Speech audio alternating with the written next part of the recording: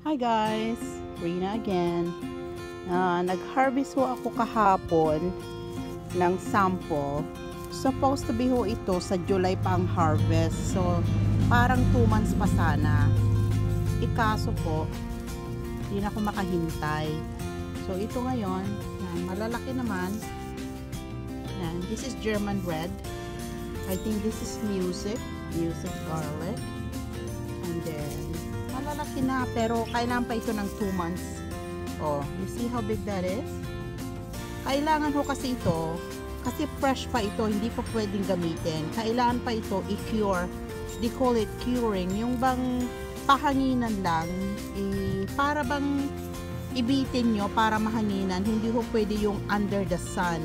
Kasi parang maluluto siya. Pero ito ho, pag inalis nyo sa lupa, ganyan lang kahit wag nyo muna aalisin yan. Kasi pag cure nyo ho ito, itong outer layer na ito, itong coverings niya, titigas na yan, and then ito, madali na lang alisin yan. And then ito, pwede nyo na lang gupitin na ganyan. Kasi hindi naman ho ito madumi. This is just soil. It's not gonna affect what's inside. Kasi ito, mga maraming layers ito na, ano ba yon? Yung parang yung coverings pa niya.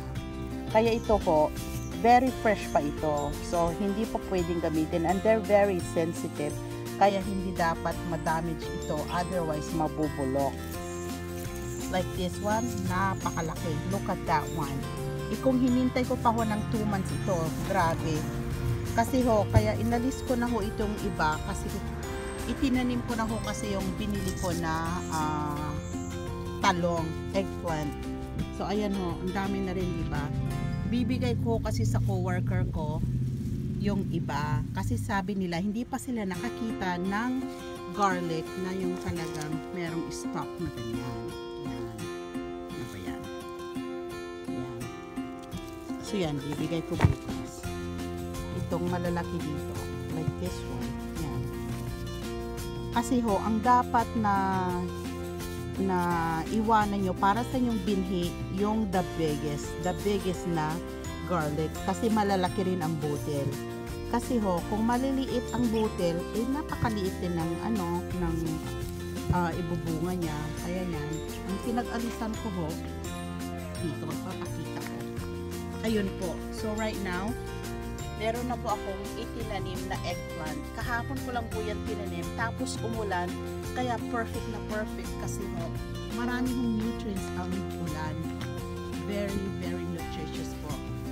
Ayan naman po, Swiss chards. Tapos dito ho, sa surrounding ng Swiss chards, meron pa ho akong mga tinanim na Swiss chards seeds. So yan. Yan, marami pa hong garlic. Nagtanggal na rin ho ako kahapon ng garlic flowers. Dito ho, meron ho akong tinanim na kangkong na seeds. So, ayan ho, actually, like this one is sprouting. Kung makikita nyo ho yan, yan ho ang kangkong seeds. Ayan, within maybe a couple days, 3 to 5 days, malaki na yan. And then, yung pinagkuhanan ko rin ng garlic nandito rin. Ayan, talong. Mabilis lang kung lalaki yan pag umuulan. Kasi ayan o, napakalaki na ho. Ayan o, grabe. Malapit na ho yan. Tapos dito ho sa tabi nito, meron ho akong tinanim na ginger. Hindi pa ho tumutubo. Tingnan nyo, ang lalaki ng puno ng garlic. Kasi ho, kung matataba, tingnan nyo, mas mataba pa sa isa kong finger. Kung matataba ho, napakalaki ho ang ano niyan. Grabe. Pwede kong i-testing, titignan. Hindi naman ho yan madadamage. O, tignan nyo, ang laki na ho ng nasa loob niyan. Tignan ko nga rin ito. Yan, ang laki ho niyan sa loob. Kaya, bibigyan ko po ho yan ng 2 months. And then, harvest na yan. Pero yun hong, mga ko, yung shallot, grabe na. Kasi umulan na ng twice. Bigla hong, lumaki ng lumaki. Ayan ho. Kung makikita niyo ho ito, isang puno ho yan.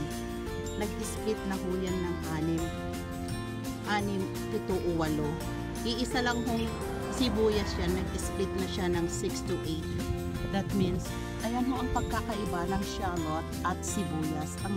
Ang regular hong sibuyas, isang itanim mo, isa rin ang tutubo. Pero ang shallot ho, isa ang itanim mo, bibigyan ka na ng multiple na sibuyas. Yun hong red na maliliit na shallot. Yun ho ang tinatawag na shallot.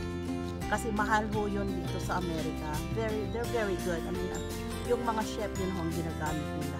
Kaya yan, it's totally worth it if you plant this shallot because it's can give you multiple sibuyas. Ano namang tinanim ko doon na kale. Tignan nyo, ang liit lang po yan nung pinili ko. Tignan nyo, very ano ho ito. Ayan o, marami na.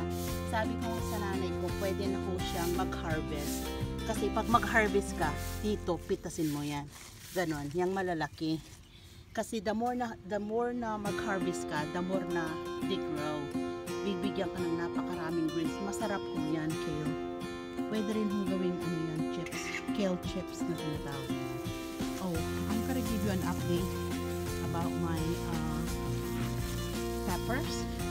Ito ho, yung peppers na pinili ko noon, tinap off ko ho yan. In order na magsanga-sanga at mag-multiply at dumami ang bunga, you have to top it off. Ayan, ang dami na hong sanga ngayon. Ayan o, as you can see ho, ang dami na niyang sanga. Okay? Compare yung hindi ko tinap off na yun. Malaki ng tingnan pero walang mga sanga-sanga. Isang straight lang na plant. While this one, marami ho siyang sanga. So, this one will give me a lot of seaweed kasi lalaki yan na maraming sanga. Yes. Bigyan ko rin ko kayo ng update doon sa tinanim ko na tomatoes. Maliliit doon din po ito nung binili ko. Ngayon ho, mga 1 week pa lang ho ito. Malaki na. Ayan na oh. Ang dami na ho niyang flowers. Once na nag-flower na ho yan, mamumunga na ho yan kahit na napakaliit pa ho.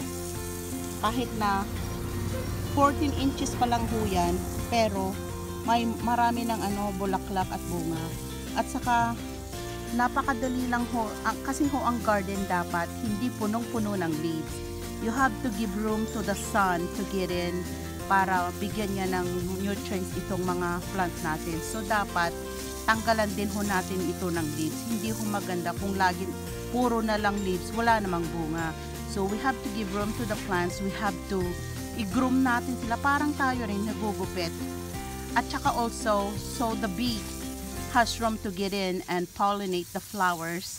Kasi ho, kung hindi ho napapollinate ng bee, ng bumblebee or bees, ang mga plant natin, wala hong flowers, di wala ng bunga. Pero napaka-easy ho, self-pollination itong mga tanim. Itong flowers na ito, kuha lang kayo ng Q-tips o swab, cotton swab. I-touch nyo lang ho yung nasa gitna niya, yung yellow, yung may pollen. Tapos, i-touch nyo rin sa another flowers. Tapos, ayun na. Mabubuo na ho yan, mamumunga na. Or, kung gusto nyo naman, it's another way, you get a toothbrush, yung battery-operated na toothbrush. Ganyan nyo lang, i-shake nyo. O kahit sa kamay nyo lang, i-shake nyo ng ganyan. O kaya yung toothbrush, ilagay nyo dyan, ibabibrate yung ganyan. Yan. Yung mga pollen, mag-aano na yan. Mapupunta na rin sa ibang flowers. Okay? Yun ho ang self-pollination. Napakadali hong mag-self-pollination. Yan. Mahirap kung isipin, but napakadaling gawin. Ayan ho ang dami ng flowers. Oh. Yan. Kaya makikita nyo. Yan. Malapit na ho itong mamunga na kahit na napakaliit pa niya. Yan. Saan na ba? Well, anyway, yan ho ang update. At saka ito hong katabi niya, marami din hong shallots. Grabe, ito hong shallots, pwede nyong gamitin itong leaves niya. Para bang yung, ano ba yan? Parang greens, yung parang green onions. Yeah. Ganyan din ho ang lasa niyan. Saka yan. At Basta kung may isa pa ho akong tips, dito sa carrots, napakadaling anuhin. Ito ho yung nanay ko, yung pinag-anuhan niya ng carrots, yung ulo ng carrots, instead na itapon nyo, itanim nyo lang dyan, tignan nyo, oh, tumubo na, diba? Ang laki-laki na. Halos lahat ho ng halaman. Give it a time, just put it in the soil. And then, ano ho yan? They will grow. Napakadali ho, napakadaling grow. Yan, as you can see, napakaraming garlic dito kasi mahal ho ang garlic. So, we try to grow our own garlic. Kaya ho yan. Yung mga flowers na yan. Yan. Magiging ano na yan. Kahit na napakaliit pa, grabe ho. Tingnan nyo. It's only 14 inches tall. Pero, namumunga na. Kasi ho, itong aking lupa, very rich. Kasi yung mga food clippings, yung mga vegetable clippings, except bones. Kasi kung meron hong bones, nako, aanuhin ho ng mga rodents itong garden nyo. At saka, pwede rin ho ng ano rito, yung, kung gusto nyo ho, bones, itanim nyo yung bones. Kasi ho, healthy ang fish, okay? Yung pinaghugasan nyo ng fish, throw it in your garden. Lahat yan, banana peel, lahat. That's all nutritious for the garden. Kaya kung makikita nyo ho itong aking mga napakataba. Tingnan nyo ho ito, napakataba. Ang laki-laki ng stalk niya. Very, parang halos 2 finger ko na. Kaya yan napakalaki. Sigurado. So, sa front naman oh, yun yung shallots. Alam mo, napakayabang na nila oh. Naglalaki na sila. Grabe. Sige guys. Oh, by the way pala ho, ito yung pinagtalbusan ng nanay ko ng kangkong. Napakadali hong patubuin ang kangkong. Basta mataba ang lupa nyo, tutubo at tutubo yan. Tignan nyo, tininim lang ito ng nanay ko. Wala pa itong 1 week. Tignan nyo, oh, buhay na. Meron ng ano. Ayan. Ganyan lang po. Pinagtalbusan nyo ng kangkong. Napakadaling patubuin. Okay? Tignan nyo yan. Tinanim ng nanay ko yan, oh. Give it 3 weeks to a month, pwede nang talbusan niya. Dadami na yan at dadami. Saka yung binili pa ng nanay ko na kamote, yung pinagtalbusan niya, tinanim naman niya sa likod ng bahay. Kasi alam niyo naman ho, ang kamote, very prolific, napakadaling tumubo. Madali na ngang patubuin, masarap pa. So why not? Why not just plant your own vegetable, diba? Sige po. That's all for now. Thanks for watching. Bye.